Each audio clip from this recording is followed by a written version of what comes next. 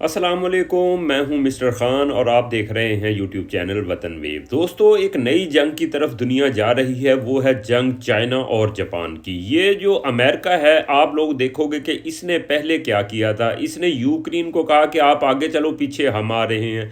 उसके बाद रशिया ने यूक्रेन के फानूस उड़ा दिए। यूएसए ने कहा कि जी अपनी लड़ाई खुद लड़ो। अब यही जापान के साथ किया जा रहा है। डोनाल्ड ट्रंप साहब ने कहा जापान को कि, और जापान के नई आने वाली वज़ीर आज़म उसने ये बयान दाग दिया कि जी बात यह है कि अगर चाइना ताइवान के अंदर जाता है तो हम ताइवान की हिफाजत के लिए ताइवान के अंदर अपनी फौजें उतार देंगे। ये बात करने की थी कि चाइना भड़क उठा। चाइना ने कहा कि अब हम बताएंगे आपको कि आप किस तरह इस खित्ते के अंदर रहते हो। ये आप लोगों ने सोच भी कैसे लिया कि आप ताइवान के अंदर आकर चाइना से जंग लड़ोगे। अब आप लोग देखोगे, अगर मिलिट्री पावर का मुआवजा करें तो दोस्तों आप लोगों के सामने है कि देखो चाइना की मिलिट्री पावर कितनी बड़ी है। जापान एटमी मुल्क भी नहीं है। जिस वक्त से हिरोशिमा और नागासाकी के ऊपर एटम बम गिराए थे अमेरिका ने, उसके बाद ये पॉलिसी बनाई थी जापान ने कि हम कभी भी एटम बम नहीं बनाएंगे। मगर अब उनके जो कर्ता धर्ता हैं, उनकी प्राइम मिनिस्टर आने वाली है, उन्होंने कहा जी हम इस पॉलिसी पे गौर कर रहे हैं, क्या हम दोबारा एटम बम बना सकते हैं, क्योंकि बदलती दुनिया के सिनेरियो को।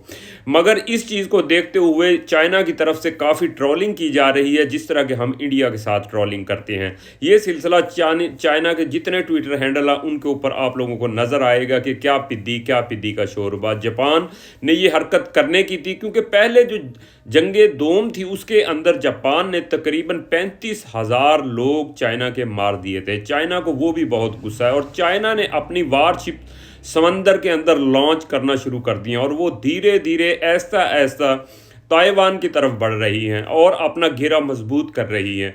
क्योंकि चाइना जो करने वाला है, चाइना इस तरीके से कवर करेगा ताइवान को कि जापान भी वहाँ ना आ सके और दुनिया की और कोई ताकत भी।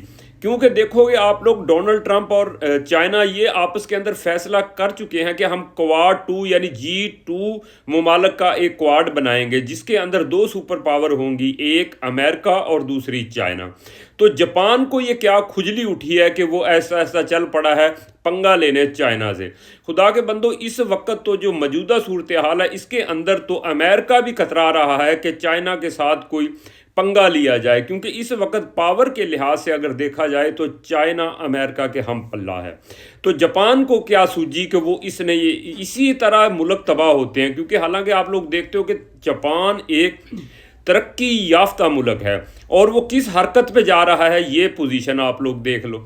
जिस वक्त हम आप इस सारे सिनेरियो को देखते हैं, इसको देखते हुए आप लोग देखोगे कि बिल्कुल 100% चाइना ने अपनी तैयारी शुरू कर दिया है और चाइना के पास दुनिया के वो ख़तरनाक तरीन एटमी टेक्नोलॉजी है जो जापान ने अभी सोची भी नहीं।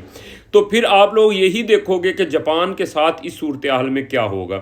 और ये भी नज़र आ रहा है कि पहले ही मुआशी पूरी दुनिया के अंदर प्रॉब्लम है, क्योंकि यूक्रेन और रशिया की जंग की वजह से काफ़ी दुनिया के अंदर हर चीज़, महंगाई का एक तूफ़ान आया है और बेरोज़गारी बहुत ज़्यादा बढ़ चुकी है। आप लोग देखोगे कि इससे किस तरह एशिया और ज़्यादा मुतासर होगा अगर आने वालों दिनों के अंदर जापान की और चाइना की जंग होती है। क्योंकि दोस्तों अब ये दुनिया जंगें बर्दाश्त नहीं कर सकती। इतने आबादी का फ्लड है, उसके बावजूद हर तरफ देखोगे कि हर कोई अपने ज़मीन के मामलात, या तो आबादी इतनी बढ़ गई है कि हर मुल्क दूसरे मुल्क से ज़मीन छीनने के चक्कर में है कि किस तरह हम इतनी आबादी को कवर करेंगे। अगर आबादी का मुआवजा करें तो देखो चाइना की आबादी 1.5 अरब के करीब है और इसके मुकाबले में जापान की आबादी तकरीबन 14 से 15 करोड़ है। यानी किसी लिहाज से भी जापान का और चाइना का मुआवजा नहीं किया जा सकता। उसके बावजूद जापान बहुत बड़ी बड़ी धमकियां दे रहा है और इस सूरत हाल को देखते हुए चाइनीज़ गवर्नमेंट ने अपनी जो मुकम्मल फोर्सेस हैं उनको हाई अलर्ट कर दिया है। समंदर के अंदर उनकी वारशिप्स उतरना शुरू हो गई हैं। और ये भी तनाज़र आप लोगों को बताता चलूँ, अगर ये जंग शुरू होती है तो कहीं भी आप लोगों को नज़र नहीं आएगा कि यूएसए जापान की मदद को पहुंच रहा है। यूएसए कभी भी किसी की मदद को नहीं पहुंचा, वो काम करवा देता है। देखो आप लोग, रशिया और यूक्रेन की जंग के अंदर ये जंग तो यूएसए ने करवा दी, उसके बाद बल्कि रशिया से पुतन से जो है डोनाल्ड ट्रंप कंप्रोमाइज़ कर रहा है कि कुछ मादनियात मुझे लेने दो, कुछ हिस्से आप ले लो। ये अमेरिका की पॉलिसी है। इस पॉलिसी पे जापान चल पड़ा है। जापान को ये सोचना चाहिए कि आप पहले ही जंग जो दूसरी जंग थी उसके अंदर आपने क्या खमियाजा भुगता था, उसके बाद आप लोगों का कंट्री डेवलप हुआ, आप लोग तरक्की पे गए, अब आप फिर दूसरा पंगा लेने जा रहे हो। ये नस्लें भूल जाती हैं कि लोग जंगों से निकल के उस पछतावे को भूल नहीं पाते, या आने वाली नई नस्लें कैसे फैसले करती हैं। इस वक्त दुनिया के तकरीबन ममालक चाइना के करीब होने की कोशिश कर रहे हैं। आप लोग देखोगे कि इंडिया भी चाइना के बिल्कुल क्लोज आने की कोशिश कर रहा है, कि उसे नज़र आ रहा है कि आने वाली जो सदी है वो चाइना की है। तो जितना चाइना के करीब हुआ जाएगा उतना बेहतर है, क्योंकि पाकिस्तान तो आप लोग पहले ही देख चुके हो कि बिल्कुल चाइना का एक पार्टनर है। इस लिहाज से अगर मैंने मुकम्मल इसका जो मुआजना किया है, इसके जंगी बहरी बेड़ों का, एटमी टेक्नोलॉजी का, इनकी अफवाज का या टैंक्स का, तो मुकम्मल हर तरफ चाइना का दोस्तों पलड़ा भारी है। और कहीं से भी जापान चाइना के मुकाबले के अंदर 1% भी नज़र नहीं आता। शायद उसको यही खुजली सता रही है कि उसकी मदद के लिए शायद यूएसए आ जाए, अमेरिका आ जाए। मगर अमेरिका की ये हिस्ट्री है कि वो कभी भी किसी जंग के अंदर नहीं उतरा। वो जंगें करवा देता है, उसके बाद वो डोनाल्ड ट्रंप साहब हैं, वो तो पहले ही कह चुके हैं कि मैं 8 जंगें बंद करवा चुका हूँ। जब मुल्क तबाह हो जाते हैं तो वो जंग बंद करवाने के लिए आ जाता है। वो कहेगा जी 9वीं जंग भी मैं बंद करवा दूंगा। तो उसका तो ये रिकॉर्ड है।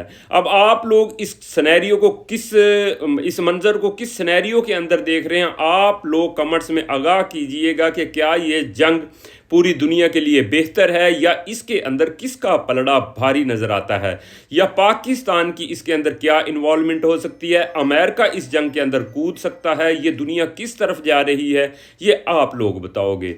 अब तक इतना ही। अपना ख्याल रखिएगा। अल्लाह हाफिज़।